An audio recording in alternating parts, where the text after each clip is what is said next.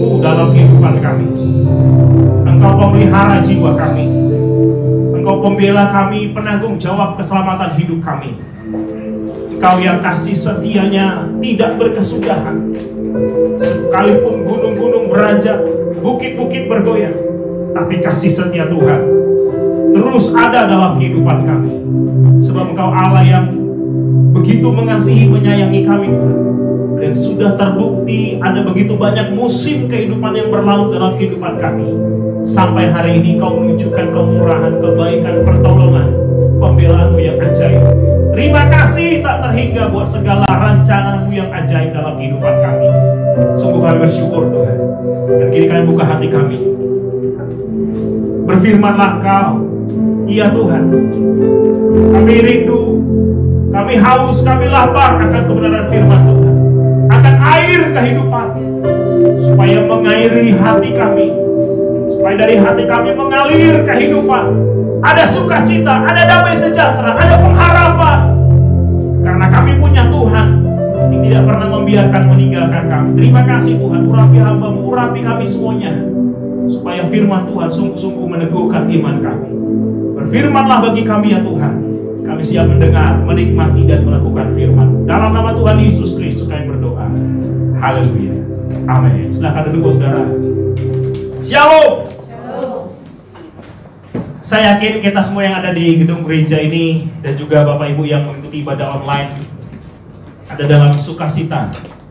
Karena seperti lagu pujian yang terakhir tadi, ada Tuhan kita yang kasih setianya tidak akan berakhir walau bagaimanapun situasi di dunia ini. Maka hari ini untuk pertama kali di masa pandemi kita bisa bertemu dengan lebih banyak dari Bapak Saudara yang hadir di gedung gereja ini. Sungguh ada sukacita tak terkatakan di hati ini, Bapak Ibu.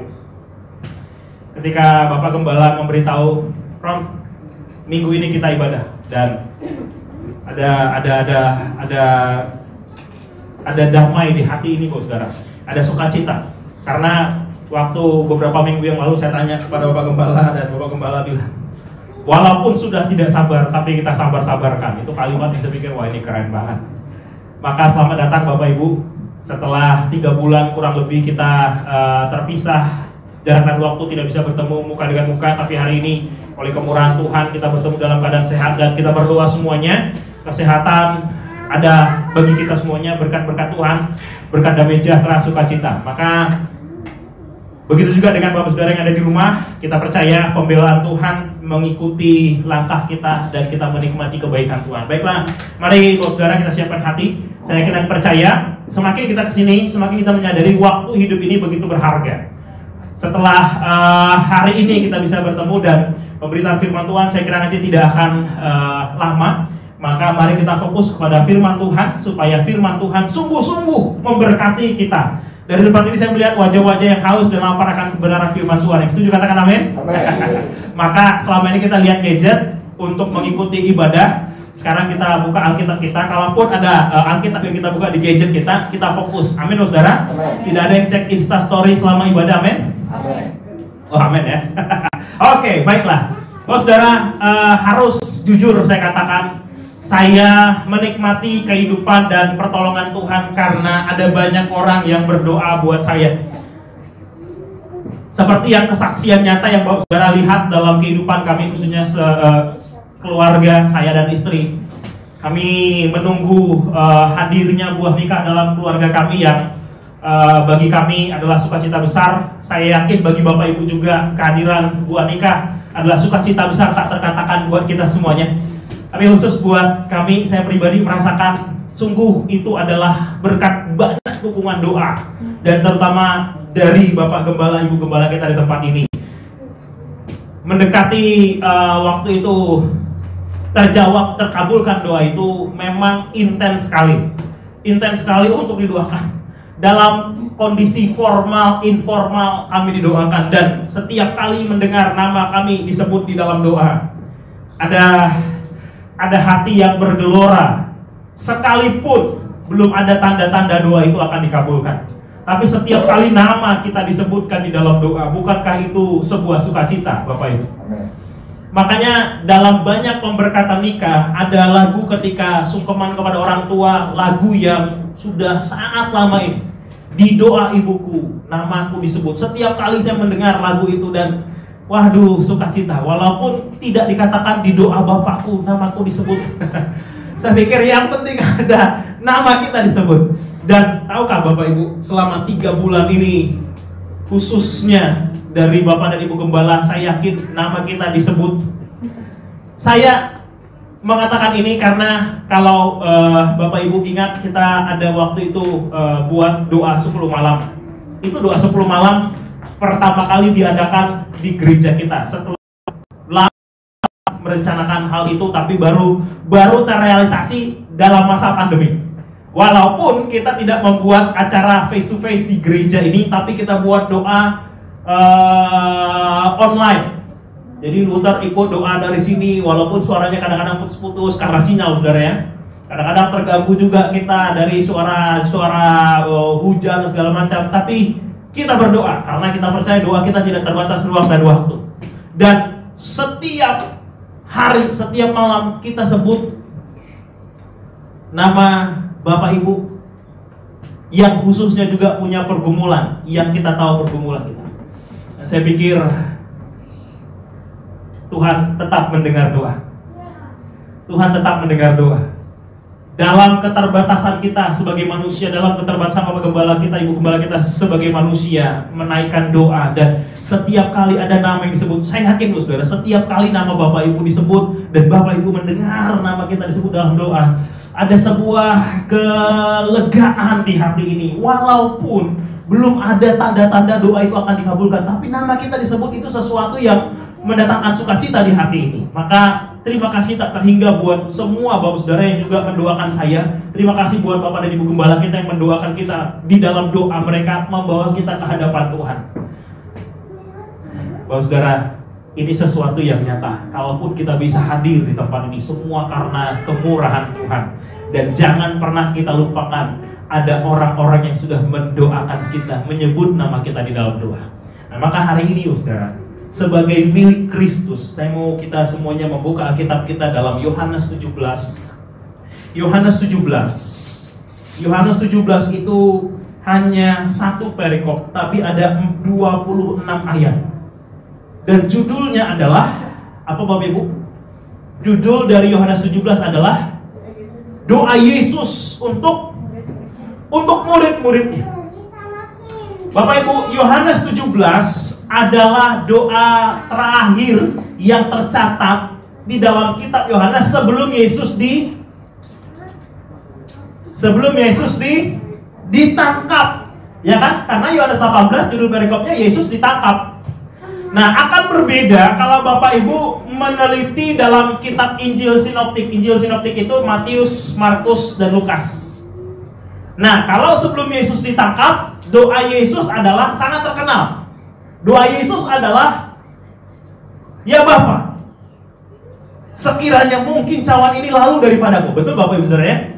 Sebelum Yesus ditangkap, Yesus menaikkan doa itu sampai 3 kali. Tapi kitab Yohanes agak unik. Makanya nanti silahkan tanya sama Bapak Yohanes di tempat ini, kenapa bisa berbeda begitu ya. Tapi unik, bukan salah, tidak ada yang salah. Dua-duanya benar dan saling melengkapi.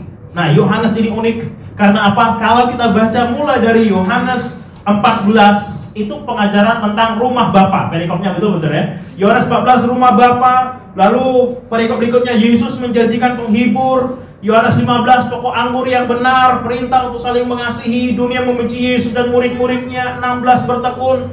Lalu ada pekerjaan penghibur, lalu ada perikop yang mengatakan duka cita yang mendahului kemenangan. Sampai di Yohanes 17, sebelum Yesus ditangkap, Yesus menaikkan doa bukan untuk dirinya yang akan segera menghadapi jalan salib. Bukan untuk dirinya, bukan untuk fokus kepada dirinya, tapi Yesus yang adalah anak Allah digambarkan oleh Yohanes, Injil Yohanes ini. Yesus yang adalah anak Allah ini mendoakan murid-muridnya. Mendoakan murid-muridnya. Dan saya mengajak kita semuanya membaca. Mari kita perhatikan sungguh-sungguh apa isi doa Yesus ini. ayat 9. Mari kita mulai dari Yohanes 17 ayat 9. Aku berdoa untuk mereka. Ini untuk murid-murid yang Yesus sudah pilih waktu itu dan bersama-sama 3,5 tahun melayani ke desa, ke kota, melakukan mujizat, menyembuhkan orang sakit, membangkitkan orang mati, memberikan pengajaran, memberikan khotbah, menyentuh kehidupan banyak orang 3,5 tahun. Dan Yesus, kesempatan terakhir sebelum ditangkap dalam persekutuan itu, dia menaikkan doa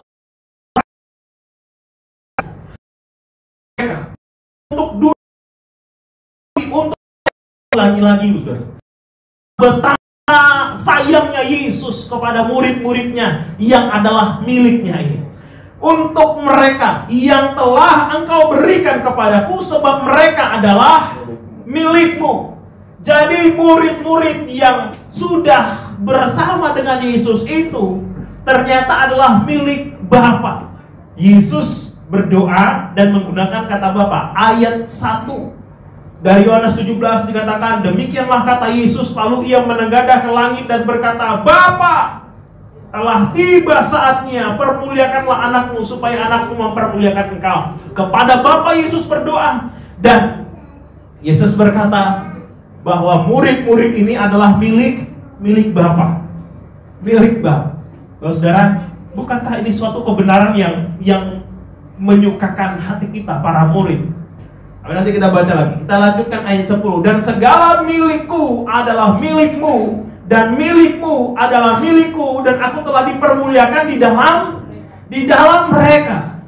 Aku telah dipermuliakan di dalam mereka. Yesus mendoakan murid-muridnya. Yesus mengatakan murid-murid ini milikmu, milik Bapa, dan milikmu itu menjadi milikku. Dan aku telah dipermuliakan di dalam mereka. Saya kira kita akan sama-sama sepakat bahwa murid-murid waktu itu belum melakukan banyak hal menunjukkan Yesus dipermuliakan dalam hidup mereka. Setuju Bapak Ibu? Tapi Yesus berdoanya seperti itu. Bahkan tidak lama setelah itu, murid-murid sebenarnya meninggalkan Yesus, tapi Yesus berdoa, dan aku telah dipermuliakan di dalam mereka. Kalau saya jadi murid-murid waktu itu, betapa hati ini bahagia didoakan oleh guru fenomenal. Bukan saja fenomenal, tapi pengajarannya diakui banyak orang yang mendengarkan. Berbeda ya dari pengajar-pengajar Taurat kita. Dia mengajar dengan kuasa. Dan orang yang waktu itu sekali ajar satu kota bisa kumpul. Dan orang ini Yesus adalah mendoakan murid-murid. Aku telah dipermuliakan di dalam mereka. Walaupun murid-murid belum melakukan mujizat, belum berkhotbah, Petrus belum berkhotbah, 3.000 orang belum dibaptis, belum melakukan apa-apa, Yesus berdoa buat murid-murid. Lanjut ayat 11, dan aku tidak ada lagi di dalam dunia, tetapi mereka masih ada di dalam dunia. Dan aku datang kepadamu, ya Bapa yang kudus, peliharalah mereka dalam namamu. Sekali lagi ini doa-doa terakhir Yesus sebelum Yesus ditangkap, dieksekusi. Memang setelah itu nanti mereka bertemu lagi dengan Yesus setelah Yesus dibangkitkan. 40 hari lamanya Yesus menampakkan diri kepada mereka. Tapi doa ini menurut saya begitu indah. Yesus berkata, peliharalah mereka dalam namamu. Kalau kita bisa eksis bertahan sampai hari ini, itu bukan karena doa pribadi kita, saudara. Tapi ada satu pribadi yang maha kuasa berdoa untuk kita dipelihara. Bukan dipelihara dalam kekuatan kita, bukan dipelihara karena kekuatan gaji kita, tapi dipelihara di dalam nama Bapa. Ini satu hal yang begitu indah. Ayat selanjutnya, yaitu namamu yang telah engkau berikan kepadaku, supaya mereka menjadi satu sama seperti kita. Selama aku bersama mereka, aku memelihara mereka dalam namamu, yaitu namamu yang telah engkau berikan kepadaku. Aku telah menjaga mereka, dan tidak ada seorang pun dari mereka yang binasa, selain daripada dia yang telah ditentukan untuk binasa, supaya genaplah yang tertulis dalam kitab suci. Tetapi sekarang aku datang kepadamu, dan aku mengatakan semuanya ini sementara aku masih ada di dalam dunia, supaya penuhlah sukacitaku di dalam diri mereka. Yesus bersukacita ketika dia berdoa bagi murid-murid. Ketika kita berdoa buat sesama saudara kita, saudara, mungkin kita tidak langsung menanggung pergumulan, permasalahan dari saudara kita. Tapi ketika kita saling mendukung, saling mendoakan, ada sukacita di hati. Yesus berkata seperti itu, sukacita, penuhlah sukacita. Dan dunia mereka, dunia, aku tidak memilih supaya mereka dari dunia, lindungi mereka dan doa bagi murid-murid seperti ini. Minta supaya saja mereka, supaya dari semua pergumulan, aman, supaya tidak sempat mereka akan sakit. Yesus bilang, oh, bukan supaya, tetapi melindungi dari yang jahat. Itu didoakan. Sekalipun dunia menghadapi rintangan, ini orang pulau hanya sangat mengerikan. Semua adalah taruhannya. Saya pernah punya teman. Saya pernah di tempat kuliah, dia di pelayanan di satu daerah yang peluru itu, peluru. Saya pikir jadikan obor untuk hidup. Dua-duanya kakinya dua, lalu berlari. Bisa bayangkan, Bos.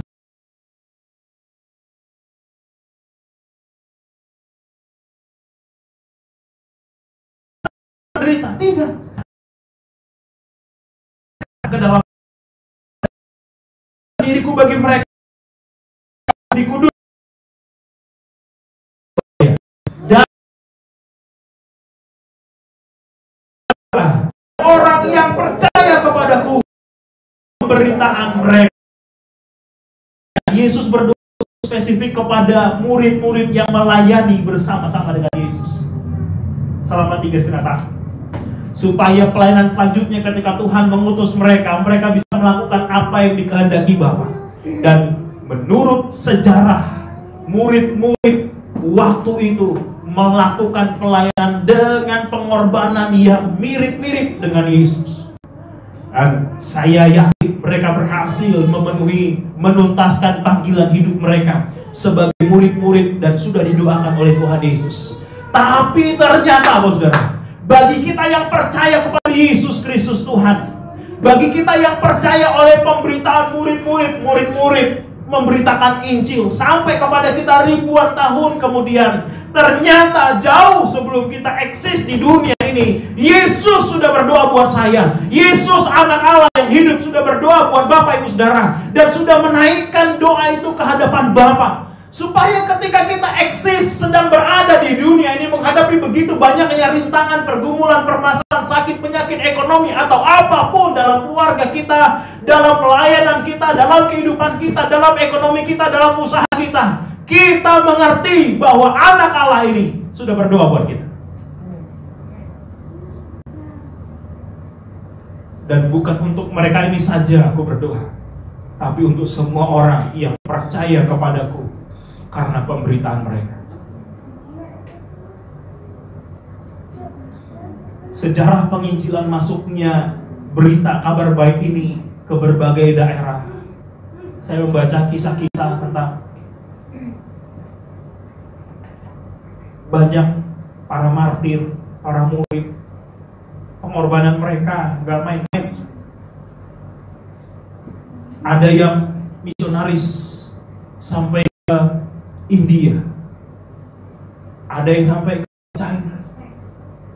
Beberapa yang saya tahu, istrinya ada yang sampai sakit jiwa, sampai gila karena beratnya pergumulan dalam pelayanan. Tapi mereka dikuatkan karena apa? Karena anak Allah itu, kabar baik itu sudah berdoa buat mereka. Saya tahu saya kuat bisa berdiri sampai hari ini bukan karena saya berdoa kepada Tuhan setiap hari. Sungguh tidak, bos.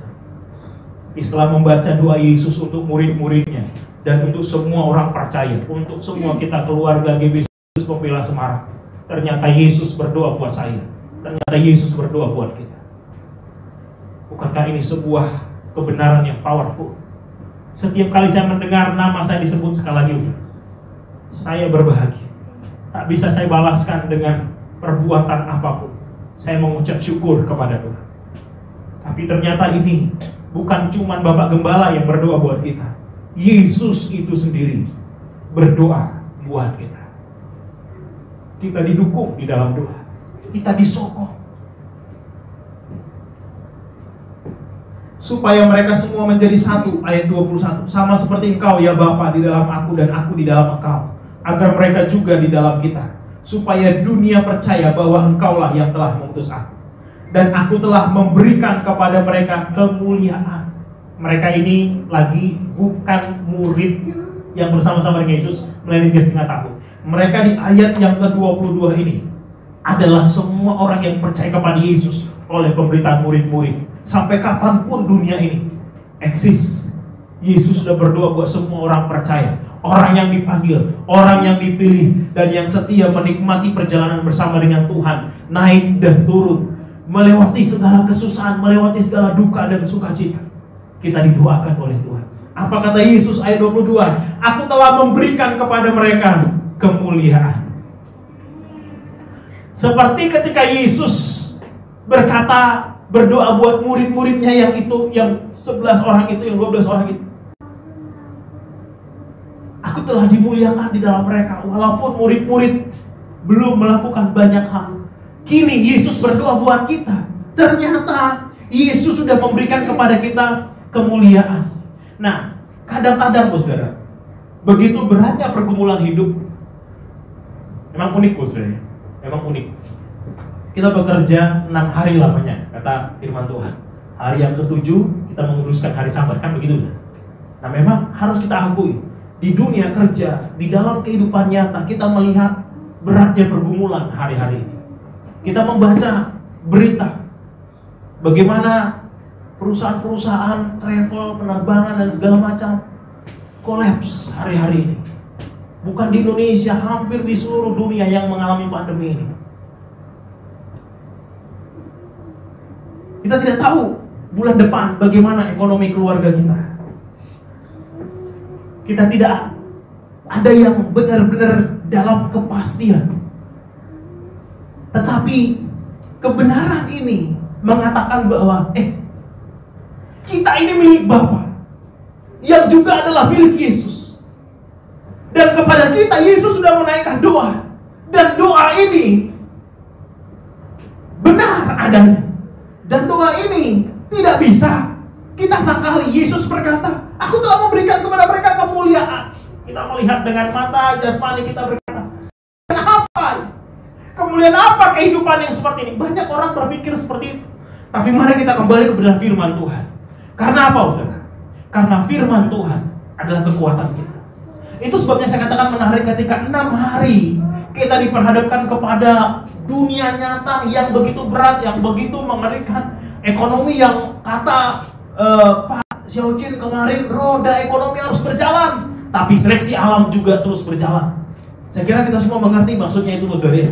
Oh iya, tidak bisa ekonomi ini dibiarkan kaku begini, akan banyak yang hancur. Ya, roda ekonomi harus berjalan, tapi seleksi alam berjalan, maka kita kembali kepada pribadi kita, bagaimana cara menjaga kesehatan, bagaimana menjaga stamina tubuh, kan begitu, saudara. Tapi ayat ini mengatakan, sekalipun 6 hari kita melihat dunia ini penuh dengan pergumulan, dan hari Sabat kita kembali ke ibadah dan mendengarkan firman Tuhan, sepertinya tidak balance, sepertinya tidak imbang. Bagaimana mungkin kita bisa bertahan 6 hari melihat kesulitan hidup, 1 jam, 2 jam di gereja mendengarkan firman Tuhan? Bagaimana mungkin kita bisa bertahan dengan kalkulasi perhitungan seperti itu? Itu sebabnya kita perlu memastikan tubuh, roh, dan jiwa kita baik-baik saja, sehat-sehat saja. Mari pandangi kiri dan kanan, saudara. Kita masih ada tubuh, jiwa, dan roh. Amin. Tapi saya berdoa, kita tidak sekedar ada tubuh, jiwa, dan roh, tapi tubuh, jiwa, dan roh kita itu sehat, segar, kuat, tangguh. Itu sebabnya kita perlu kembali diingatkan akan kebenaran firman Tuhan ini, supaya sekalipun mungkin kita bersekutunya, ikut ibadah online-nya cuman sekali seminggu, roh kita terpelihara, sehat, segar. Tentu di rumah kita masing-masing kita ada persekutuan. Amin, Bapak Ibu ya. Amin. Kalau diskusi di rumah, aduh, saya diperlengkapi oleh istri saya, kita saling bertukar pikiran. Kita ingat saudara kita di sini, saudara kita di sana. Dalam beberapa minggu ini, keluarga besar kami berduka 2 kali. Tapi bagaimana? Ini realita hidup. Tapi kita kembali ke ayat 22. Aku telah memberikan kepada mereka kemuliaan. Kepada saya, Tuhan sudah memberikan kemuliaan. Kepada Bapak Ibu yang percaya dalam nama Yesus, terlihat atau terlihat, dirasa atau tidak dirasa, ini kebenaran firman Tuhan. Tuhan sudah memberikan kemuliaan yang engkau berikan kepadaku, yang Bapa berikan kepada Yesus, Yesus berikan kepada murid-muridnya, Yesus berikan kepada semua orang percaya atas pemberitaan murid-murid. Kepada kita diberikan kemuliaan, supaya mereka menjadi satu sama seperti kita adalah satu. Aku di dalam mereka dan engkau di dalam aku, supaya mereka sempurna menjadi satu, agar dunia tahu bahwa engkau yang telah mengutus aku, dan bahwa engkau mengasihi mereka sama seperti engkau mengasihi aku. Kebenaran firman Tuhan hari ini akan singkat saja, tapi kebenarannya intinya bahwa kita adalah milik Bapa. Milik Bapa yang adalah milik Yesus, dan yang sudah didoakan.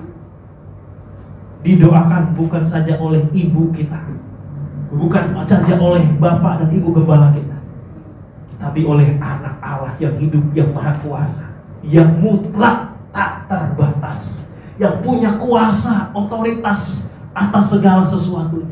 Pandemi ini akan segera berlalu, ya. Setuju katakan amin? Amin. Tentu kita dikuatkan bukan hanya melewati masa pandemi ini, tapi sampai seumur hidup kita. Firman Tuhan dengan jelas mengatakan, gunung-gunung boleh beranjak, sekalipun gunung-gunung beranjak, yang menurut kita itu satu hal yang teramat mustahil. Bukit-bukit bergoyang, tapi kasih setia Tuhan tidak akan beranjak dari kehidupan kita. Karena apa? Karena kita milik Bapa yang adalah milik Yesus, yang sudah ribuan tahun yang lalu didoakan. Kalau doa Bapak Gembala kita saja powerful, amin Bapak Ibu, apalagi doa Tuhan kita Yesus Kristus. Saya kira tidak akan ada ya di antara kita yang meragukan powerfulnya doa Tuhan Yesus buat kehidupan kita. Maka saya percaya setiap kita diperlengkapi oleh kemuliaan yang Tuhan berikan kepada Yesus, yang Bapa berikan kepada Yesus, dan Yesus berikan kepada kita. Maka kita menikmati perjalanan hidup ini. Maka kita akan menikmati perjalanan hidup ini. Melewati masa pandemi, melewati hari kesulitan demi kesulitan ini, kita akan punya banyak cerita buat anak cucu kita, bahwa kita adalah orang yang melewati masa pandemik ini.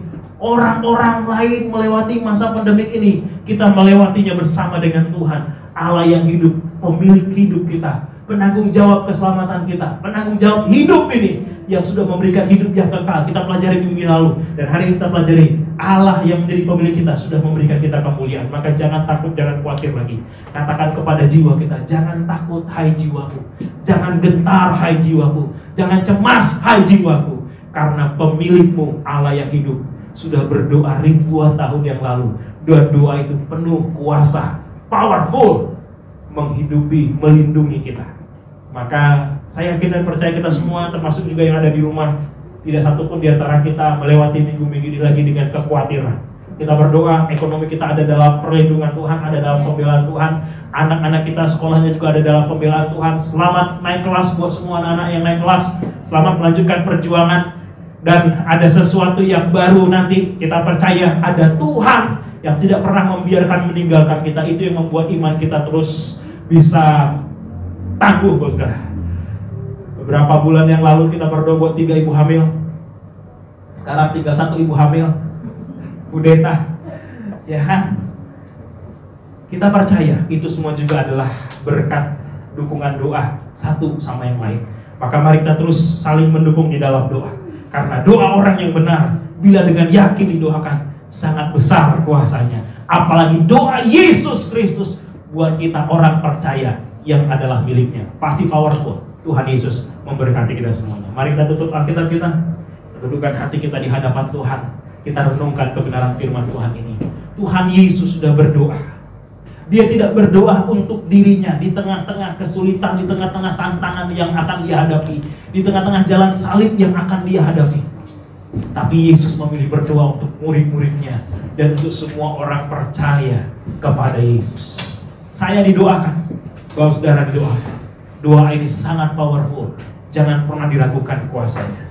Kita naikkan pujian kita tadi, semusim berlalu, supaya kita mengerti bahwa musim-musim kehidupan, kesulitan dan kesulitan akan berlalu, tapi kasih setia Tuhan akan selalu dilimpahkan dalam kehidupan. Terima kasih Tuhan Yesus.